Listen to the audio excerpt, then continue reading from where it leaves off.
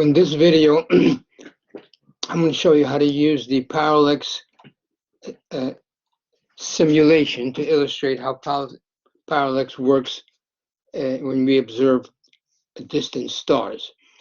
So basically, parallax uses the Earth's rotation as looking at a star from one eye and then from the other one. We're looking at this star over here, and this is one eye.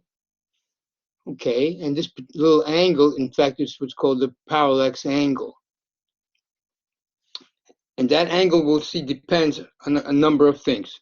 So first of all, right now, the simulation is set to be exactly the way it is, that the Earth's radius of orbit around the sun is 1 astronomical unit. The star is 7 astronomical units away. Now, there is no star that close, but for this illustration, we'll assume there is a star that close.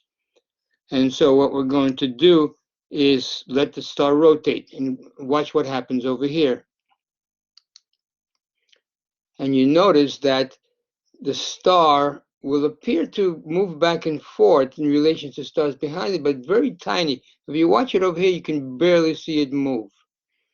So let's do two things. Let's make the orbit, let's say if the orbit of the Earth was bigger. That's like if the distance between your eyes was bigger. When you look at one eye from this side, then you close that eye and look at from the other eye from that side. What if the distance between your eye was bigger? So I'm going to make it as big as I can here. Wow, watch what happened to that angle. Look how big it got. It was like this. This is the parallax angle. And now it's like that. It's much bigger. Now watch what happens. Now if you look at it, you actually see this moving back and forth. Okay, so it's best to have this angle, this distance between your observations as big as possible.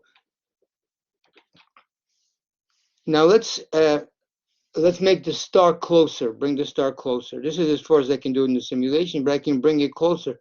Look how big that parallax angle is now. Okay,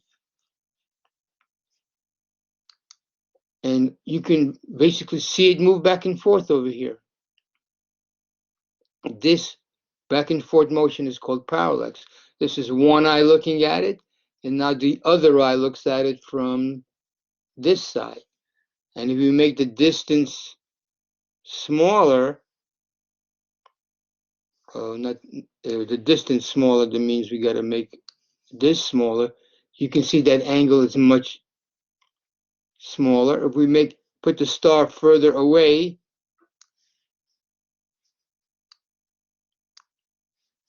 and make the distance smaller,